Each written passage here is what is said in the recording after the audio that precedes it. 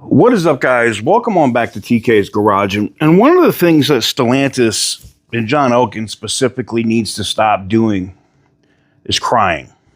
Crying like a little baby about tariffs and trying to use tariffs as an excuse because it's causing chaos in the supply chain.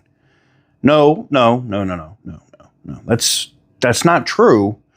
We're going to break it down because this company does nothing but make excuses for holding L's. And it's been doing it now going on 24 months and has caused over 70% of the value of the company to go straight into the shitter. And I'm over it.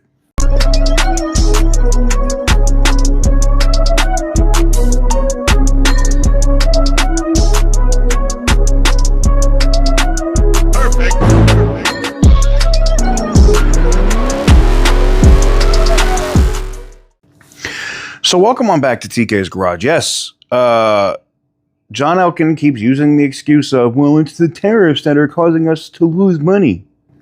Actually, it's not tariffs. It's mismanagement by, namely, Carlos Tavares, who systematically destroyed your company.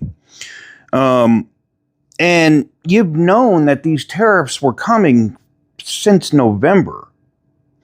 The second he campaigned on this. The second he was elected, you could have started doing what you're doing now and moving those trucks from Mexico to Warren Assembly, to Sterling Heights. You could have, repositioned and made sure that all the Dakota production was going on at Toledo, which opened up Belvedere, which by 2027 you could have open, making your Dodge Charger, making your Wagoneer S, making whatever else you wanted. Okay, this isn't rocket science. Okay, well, what about the parts? No, you have USMCA. I don't want to hear that. We know a ton of your parts are made in Mexico. It's not excusable. It's not. There's no excuse for this. And getting rid of your financial guidance because of tariffs, it's an excuse. It's a cop-out. You're using the tariffs to try to cover your ass for the mismanagement of the company. Period. There's really no excuse. You know who's not making excuses? Volkswagen. Volkswagen's not making excuses. What are they doing? They've already announced, they've confirmed, they're moving production to the United States of most of their models that they make here in the United States. Why? Well, because they can, and they think that they'll actually be rolling vehicles off the line within the first 12 months. So how is it that they're able to do it, but you're not? So with Volkswagen moving here, Honda moving here and opening a plant, Ford moving their capacity, because they were already at around 80%, right? Moving their capacity, as Farley said, mainly back to the United States. They're in a prime position, and General Motors doing the same, ramping up their Silverado production here. There's no excuse for Stellantis. None. Zero. There's zero excuse.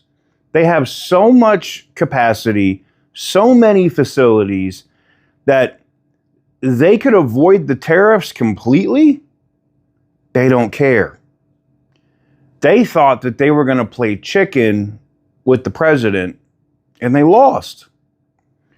This is the problem, and it really comes down to a matter of mindset, right? Elkann has that European mindset. You're not, and this is the only concern for me, because they're going to probably tap Filosa to be CEO, right? I have more on that in a video later, but the European mindset does not work here in North America when you're trying to manufacture and sell cars. It is a completely different method of business. It's not the same. And this was the thing. There were people on the board of directors telling Elkann after Trump got elected, but then after he got sworn in and immediately was saying, we're putting tariffs on this, we're doing this, to move the facilities out of Saltillo, move them to Shap, move them to WTAP, basically Warren, move them into the Detroit complex because you have capacity. You could make it happen. But he didn't listen.